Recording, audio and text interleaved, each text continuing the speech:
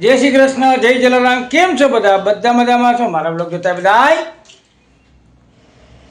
मजामां ज होय छे। आजना नवा ब्लॉगमां आप सौनुं स्वागत छे। अत्यारे अमे जई रह्या छे एक एवी सरस जग्याए के त्यां आप सौने पण मारी साथे मजा आवशे। आपणे जई रह्या छे गुप्त प्रयाग। त्यां खूब सरस बेठक जे आवेली छे त्यां आजे खूब सरस अन्नकूटનું आयोजन કરવામાં આવ્યું છે। खास एक वस्तु जणावવાની કે હું दर्शन तो करीश, आपना माटे पण दर्शन करीश, आपना माटे प्रार्थना पण करीश, पण एक वस्तु ट्राय करीश। जो विडियो बनावा देशे, परमिशन लेशुं आपणे तो विडियो बनावीशुं, तो विडियोना मार्फत आपने पण दर्शननो लाभ करावीश। बीजुं खास एक जणावવાનું કે सपोर्ट करो। आपणी चेनल धीरे धीरे आगळ वधी रही છે। विडियोमां बन्या रहेजो। जय श्री कृष्ण।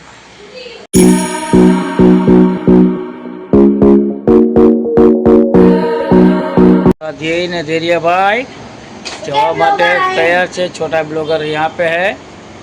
जो सेकंड ब्लॉगर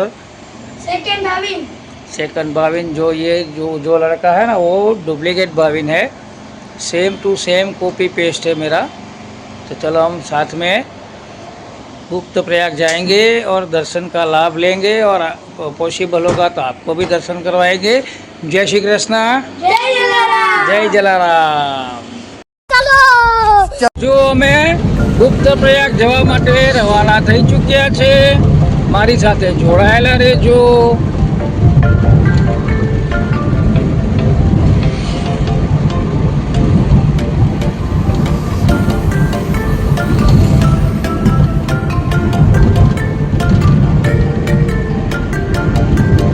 अमे आवी गया छे गुप्त प्रयाग।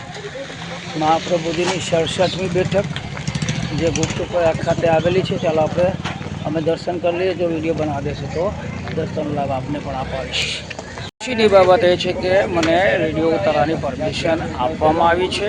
ચાલો આપણે સૌ દર્શનનો લાભ લઈએ। આ બેઠક છે મહાપ્રભુજીની 67મી બેઠક છે। ચાલો આપણે સૌ સાથે મળીને દર્શનનો લાભ લઈએ। વિડીયોમાં બન્યા રહેજો। જય શ્રી કૃષ્ણ।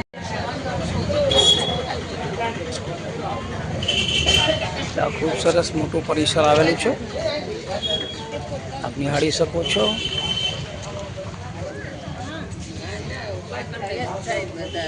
ત્યાંથી આપણે અંદર અડકોટના દર્શન લેશું।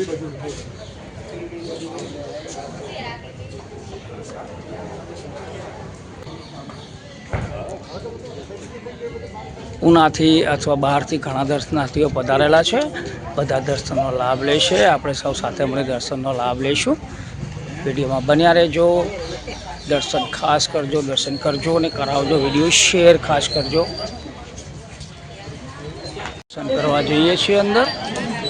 એ ખૂબ સરસ પરિસર આવેલું છે।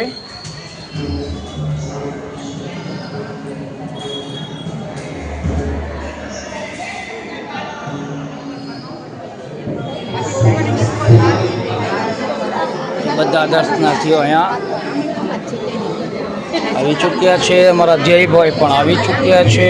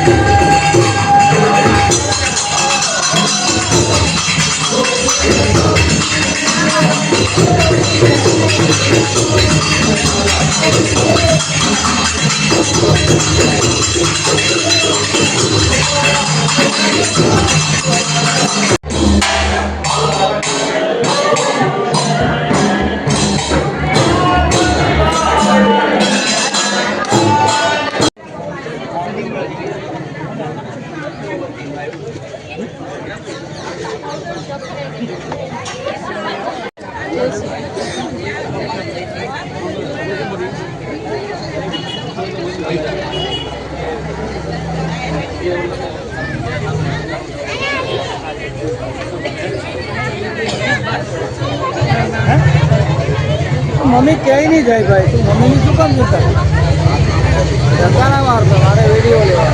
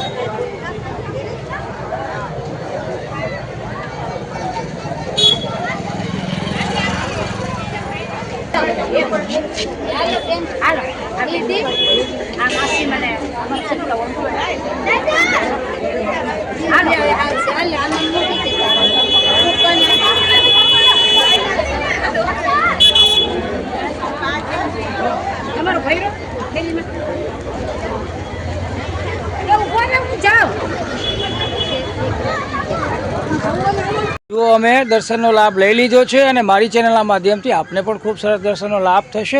બીજું એક ખાસ જણાવવાનું કે બહારથી જેટલા દર્શનાર્થીઓ અથવા વૈષ્ણવો પધારે છે તે લોકોને બેઠકજીની સામે ખૂબ સરસ ગેસ્ટ હાઉસ બનાવવામાં આવ્યો છે, ત્યાં રોકાવાની વ્યવસ્થા પણ છે, તો એ જગ્યાનો પણ આપ લાભ લઈ શકો છો. જો આ જગ્યા આવેલી છે ત્યાં રોકાવાની ખૂબ સરસ સુવિધા આવેલી છે અને બેઠકજીની એક્ઝેક્ટ સામે છે.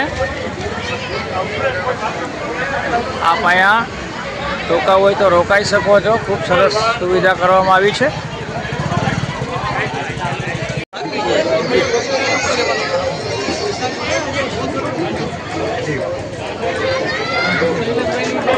હાલો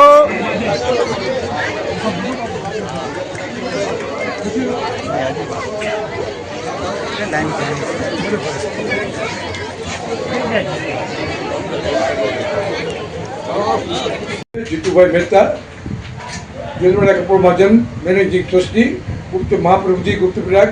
અમારી બેઠકનું નામ બેઠક નંબર 67 છે, બરાબર. અને આ જેલવાડા કપોળ મહાજન સંચાલિત આ બેઠકજીનું સંચાલન ચાલે છે. જેલવાડા કપોળ મહાજન સંચાલિત છે અને દર વર્ષે વાર્ષિક ઉત્સવમાં અન્નકૂટ દર્શનના આજનો પ્રોગ્રામ હતો અને બાકી બધા વૈષ્ણવને આજે બધાને ખૂબ આનંદ કર્યો અને બધાને પ્રસાદ લેવડાવ્યો અને લોકો ખૂબ આનંદથી ભજન કીર્તન કરીને બધા છૂટા પડીએ છીએ બધા. અને અમારા મુખિયાજી રાજુભાઈ મહેતા, રાજુભાઈ મુખિયાજી છે, રાજુભાઈ પંડ્યા, એ તમને આ બેઠકનો મહાત્મા સમજાવશે, બરોબર છે. અને બસ બાકી તો બીજું આ બેઠકની અદ્ભુત બેઠક છે, લોકો બધા બહુ વખાણ કરે છે અને આવી બેઠક અમારી બેઠકના વખાણ જ્યાં ત્યાં થાય છે. લોકો જઈને અહીંથી રાજી થઈને જાય છે કે એની બેઠકો સરસ છે. 84 બેઠકનું ચિત્રકરણ પણ અમે આધુનિક બનાવ્યું છે એટલે એ પણ લોકો જોવે છે કે પ્રદક્ષિણા ફરે છે, આ કરે છે અને કોઈ પણ જાતની તકલીફ નથી. બીજી અમારી હવેલીની સામે બેઠકની સામે વૈષ્ણવ માટેનું ગેસ્ટ હાઉસ બનાવેલું છે. એ એકદમ ઓછા ચાર્જે AC 3 room, 3 seated room, 2 seated room, hall બધું વ્યવસ્થા અમે કરી આપીએ છીએ, પણ અમારો ચાર્જેબલ છે. બસ બાકી તો જય શ્રી કૃષ્ણ. જય શ્રી કૃષ્ણ વલ્લભાધીશ કી જય. શ્રી મહાપ્રભુજીના 67માં બેઠકજી. હું રાજુભાઈ મુખિયાજી. 3 પેઢીની સેવા છે અને વર્ષો પરંપરા દર વર્ષે અહીંયા દિવાળી પછી અન્નકૂટ મનોરથ થાય છે. એમાં બધા વૈષ્ણવ આવે છે. સવાર ગોર્ધન પૂજા હોય, શિંગાર હોય ને સાંજે દર્શન હોય. સાંજે સખડી મહાપ્રસાદ લઈ બધા વૈષ્ણવ આનંદ કરે છે. આજુબાજુ દીવ, ઉના, કોડીનાર સુધી, વેરાવળ સુધીના, જાફરાબાદ સુધીના વૈષ્ણવ આવે છે અને બધા ઠાકોરજીને સન્મુખ લે છે, ગુણગાન ગાય છે અને મહાપ્રસાદની સખડી અત્યારે બધા વટાય છે. જય શ્રી કૃષ્ણ. ઓકે.